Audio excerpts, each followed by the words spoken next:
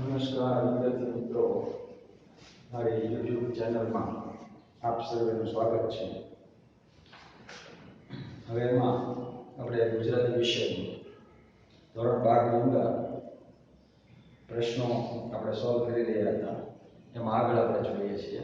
હવે પાઠના એક એક વાક્યમાં ઉત્તરો એ આપણે જોઈએ. માગ્યા પ્રમાણેના ઉત્તરો પૂરા થયા છે. તો વિષય ગુજરાતી.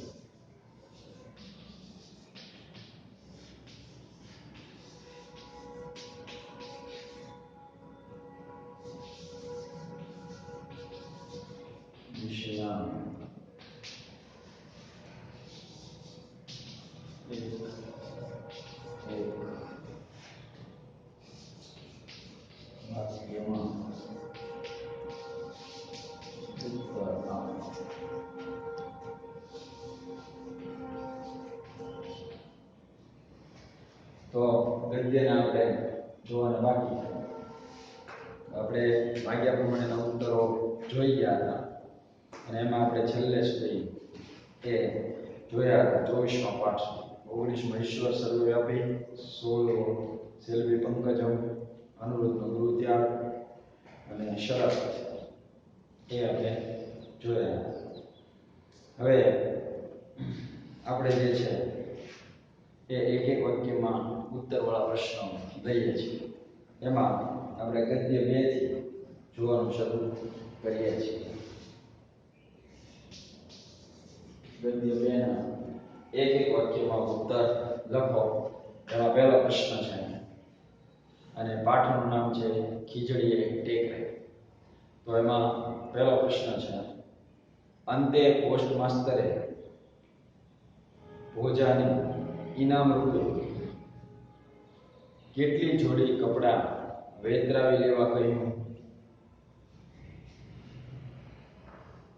તો એનો ઉત્તર છે, અંતે પોસ્ટ માસ્તરે ભોજાને ઇનામ રૂપે તેના સંતાનો માટે એક જોડ નહીં પણ બે જોડ કપડા વેતરાવી લેવા કહ્યું.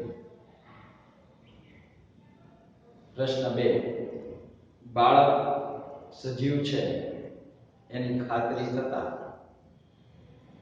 જીવલીએ શું કર્યું?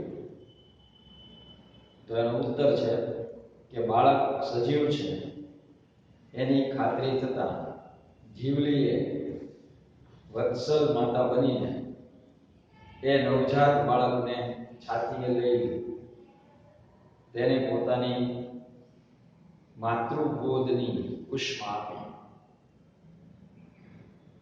પ્રશ્ન 3, ભોજાએ રહેઠાણમાં શું બનાવ્યું હતું? તો ઉત્તર, ભોજાએ રહેઠાણમાં કૂબો બનાવ્યો હતો. પ્રશ્ન 4, ખીજડીયા ટેકરાનો લોકો શો ઉપયોગ કરતા? તો ઉત્તર છે, ખીજડીયા ટેકરાનો ઉપયોગ લોકો નાના મૃત બાળકોને દાટવા માટે કરતા. પ્રશ્ન 5, પસાયતો શા કારણે ભોજાને મારતો? તો ઉત્તર, ગુનાની પરાણે કબૂલાત કરાવવા અને મુદ્દામાલનો પત્તો મેળવવા તેમજ એ સ્થળ બતાવવા પસાયતો ભોજાને મારતો. ત્યાર પછીનો પ્રશ્ન, એક ઘા અને 2 કટકા કરવાનું સૂત્ર કોનું હતું? તો ઉત્તર કે એક ઘા અને 2 કટકા કરવાનું સૂત્ર ભોજાનું હતું. પ્રશ્ન 7, ચોરીનું જોખમ વહોરવાનું ભોજાએ શા માટે માંડી વાળ્યું? આ મોટા પ્રશ્નમાં આવે છે કે શા માટે છે ને? તો ઉત્તર, ભોજાની ઉતરતી અવસ્થા હતી તેથી ચોરી કરતા જો પકડાઈ જાય તો ઢોર માર એનાથી હવે સહન ન થાય એ બીકે તેણે જોખમ વહોરવાનું માંડી પડ્યું. પછીનો પ્રશ્ન, ભોજો સાવચેતીથી શા માટે કબર ખોદી રહ્યો હતો? તો ઉત્તર, ભોજાની ઈચ્છા કપડાને સહેજ પણ ઈજા ન પહોંચે એ રીતે સરકાવી લેવાની હતી. તેથી કબરને સાવચેતીથી ખોદી રહ્યો હતો. પ્રશ્ન 9, ભોજાએ અને એની પત્નીએ કેવડો કૂવો બનાવ્યો? તો ભોજાએ અને એની પત્નીએ પોતે 2, એમના 4 છોકરા તેમજ ચૂલો સમાઈ શકે એવડો કૂવો બનાવ્યો. 10મો પ્રશ્ન અને આ પાઠનો છેલ્લો, ભોજાએ તરબૂચનો વાડો ક્યાં ઊભો કર્યો હતો? તો ઉત્તર છે કે ભોજાએ તરબૂચનો વાડો હિરણ નદીના હેઠવાસમાં ઊભો કર્યો હતો. તો આ રીતે ગદ્ય 2 જે છે એમના પ્રશ્નો આપણને જોવા મળ્યા. હવે આગળ ગદ્ય 4 એના પ્રશ્નો પણ આપણે એક એક વાક્યમાં જોઈ લઈએ.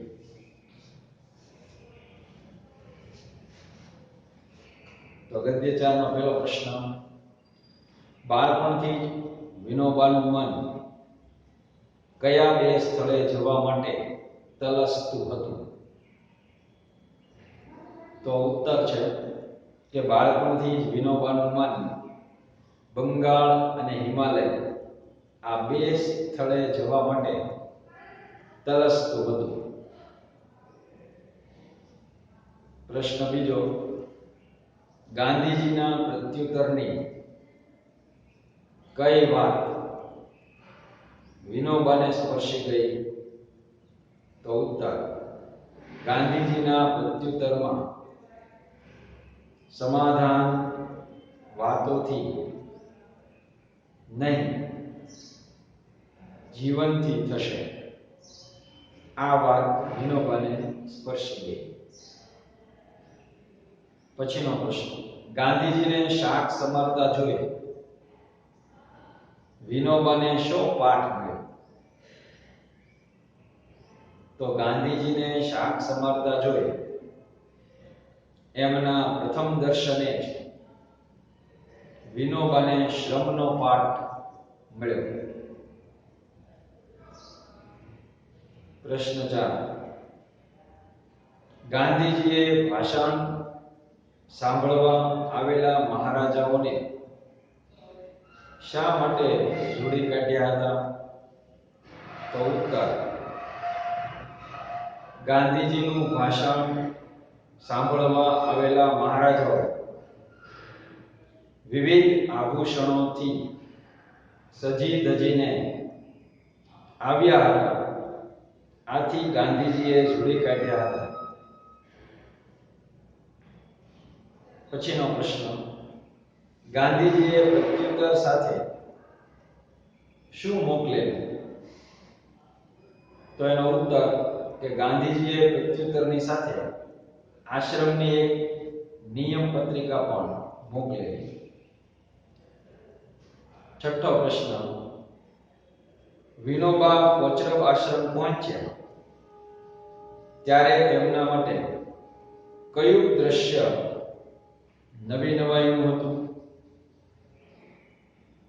તો ઉત્તર,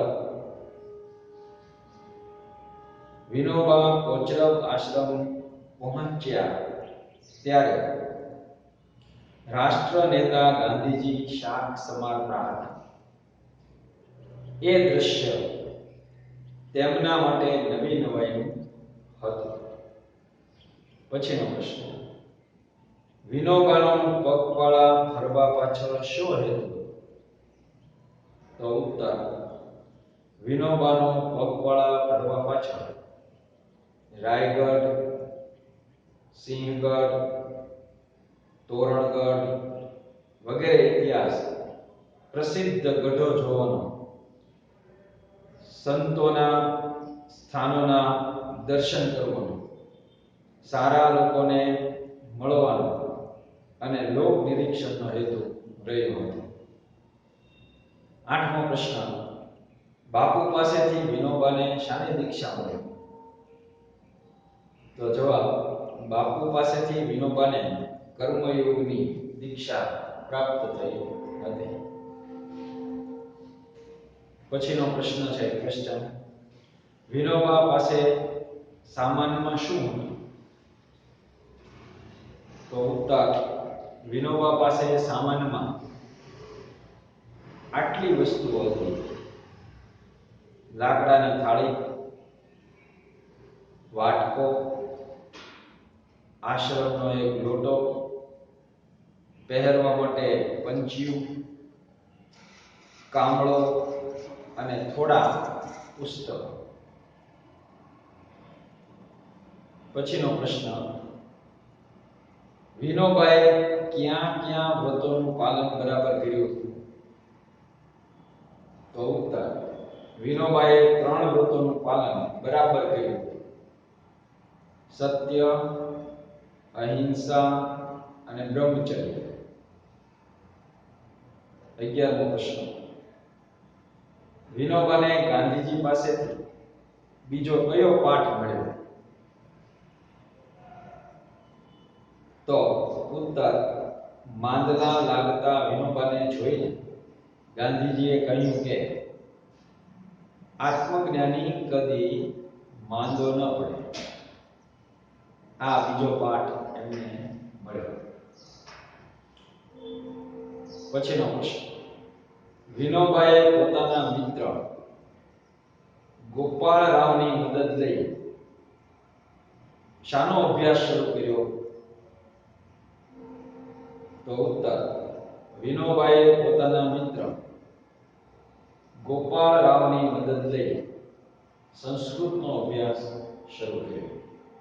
તો આવી રીતે આ ગદ્ય 4 જે છે એ ગદ્ય 4ના પ્રશ્નો આપણને જોવા મળે. હવે ગદ્ય 6 એના પ્રશ્ન જોઈ લઈએ એક એક વાક્યમાં. તો ગદ્ય 6ના પ્રશ્નોમાં પહેલો પ્રશ્ન કે અત્યાર સુધીમાં મેનાબહેન લેખકને ત્યાં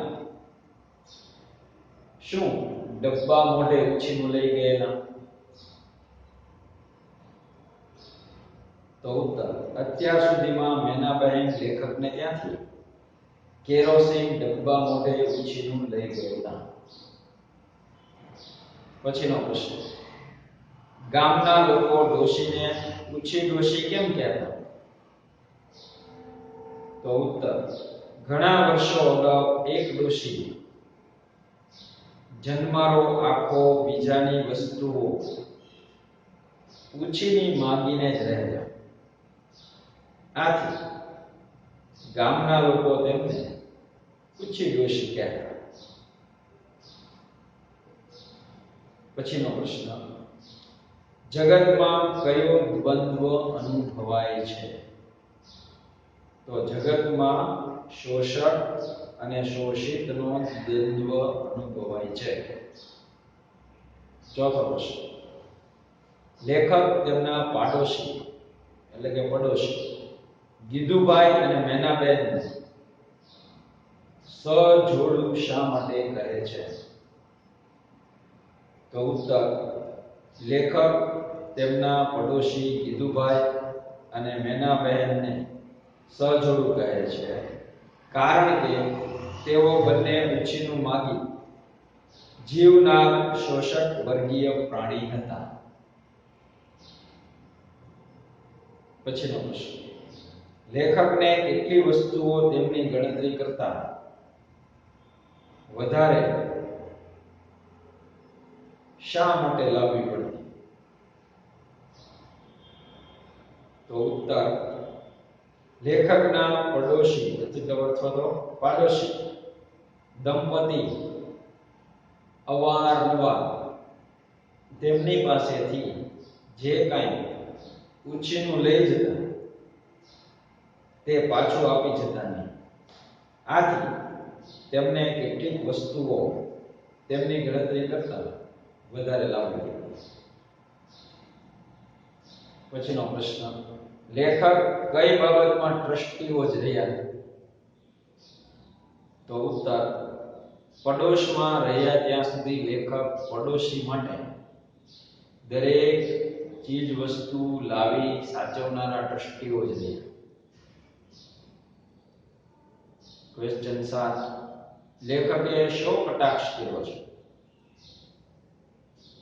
તો લેખકે ઉછીનું માંગનારાઓની ઘૃષ્ટતા, નિર્લજ્જતા અને બેદરકારી જેવી માનસિક વૃત્તિ પર કટાક્ષ કર્યો છે. 8, લેખકે ઉછીનું માંગનારા લોકોને કેવા કહ્યા છે? તો લેખકે ઉછીનું માંગનારા લોકોને અપરિગ્રહી પણ યાચક વૃત્તિવાળા, ઘૃષ્ટ, નિર્લજ્જ, બેદરકાર કહ્યા છે. પછીનો પ્રશ્ન, મેના બહેનને ત્યાં લેખકની કઈ વસ્તુ કાયમ રહેતી? તો ઉત્તર, મેના બહેનને ત્યાં લેખકના 2 પ્રાઇમસમાંનો એક પ્રાઇમસ કાયમ ઉછીનો રહેતો. પછીનો પ્રશ્ન, ઉછીનું માંગનારા શી જવાબદારી આપે છે? તો ઉછીનું માંગનારાથી કોઈ વસ્તુ તૂટી જાય તો ઉછીનું આપનારની સાથે જઈ તેમને સારો અને સસ્તો માલ અપાવવાની જવાબદારી આપે છે. પછીનો પ્રશ્ન, ઉછીનું માંગનારની ઘૃષ્ટતા દર્શાવવા લેખક કયો દાખલો આપ્યો? તો ઉદાહરણ એટલે કે એમનો જવાબ, ઉછીનું માંગનારની ઘૃષ્ટતા દર્શાવવા લેખકે તેમના પડોશમાં રહેતા લવંગી બહેનની ઘૃષ્ટતાનો દાખલો આપ્યો, એટલે કે ઉદાહરણ આપ્યું. ત્યાર પછીનો પ્રશ્ન,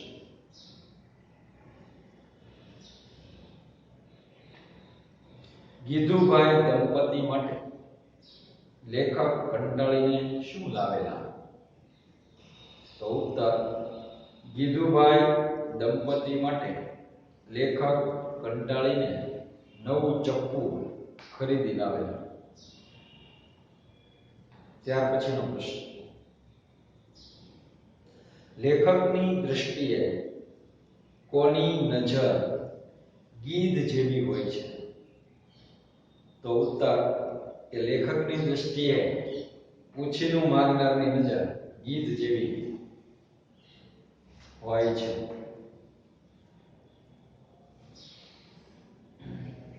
ત્યાર પછી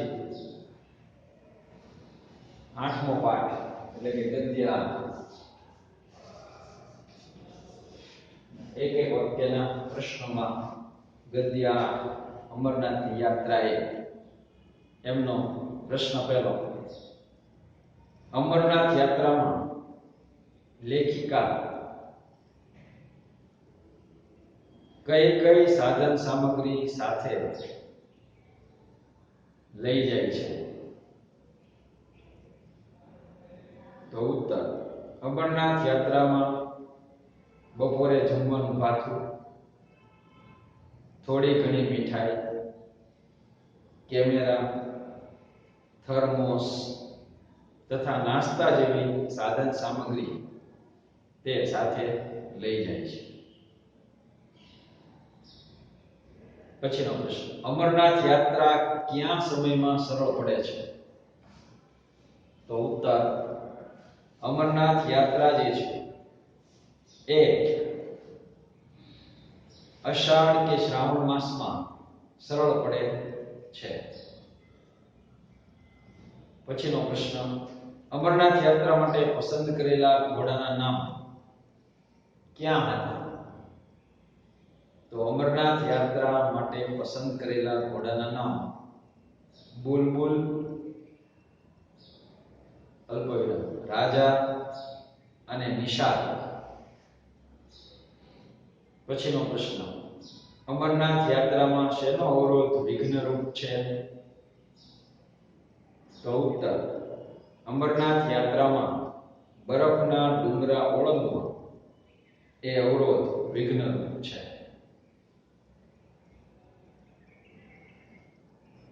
પછીનો પ્રશ્ન, દરેક ગુજરાતી ચંદનવાડી અચૂક જાય છે એ અંગે લેખિકાનું શું માનવું છે?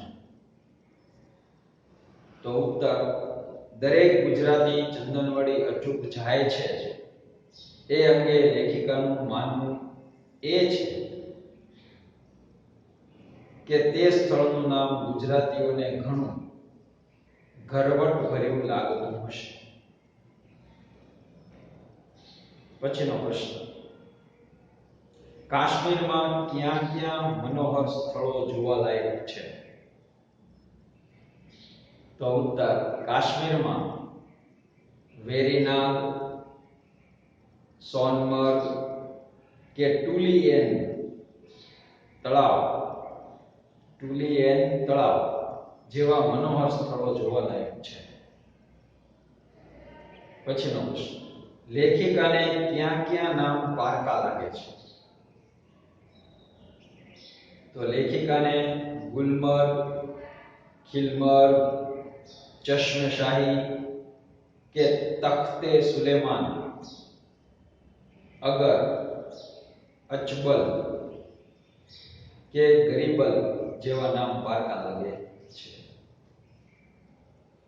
ત્યાર પછી લેખિકાએ શેના માટે હવાઈ કિલ્લા બાંધ્યા હતા? તો ઉત્તર, લેખિકાએ હરઘનના મેદાન ઉપર તંબુઓ તાણીને વસવાટ કરવાની શક્યતા વિશે હવાઈ કિલ્લા બાંધ્યા હતા.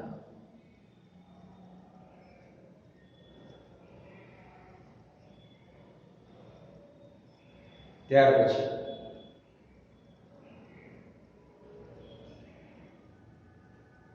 લેખિકાએ હરઘન મેદાનમાંથી વહી જતી શેષ નદીને કોની સાથે સરખાવી છે?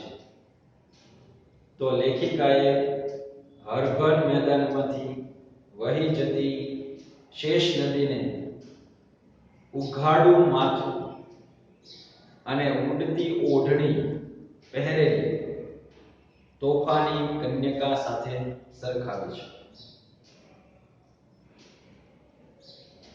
ત્યાર પછી પહેલગામ પાછા આવ્યા પછી લેખિકાને શું સુખદ લાગ્યું? તો ઉત્તર, પહેલગામ પાછા આવ્યા પછી લેખિકાને કપડાં બદલી ગરમા ગરમ કોફી પીને ઓઢી પોઢીને પલંગમાં સૂઈ જવાનું સુખદ લાગ્યું. ત્યાર પછી શેષ નદીને કેવો ભેરો મળી ગયો? તો ઉત્તર, શેષ નદીને વરસાદ જેવો સમાન ધર્મી ભેરો મળી ગયો.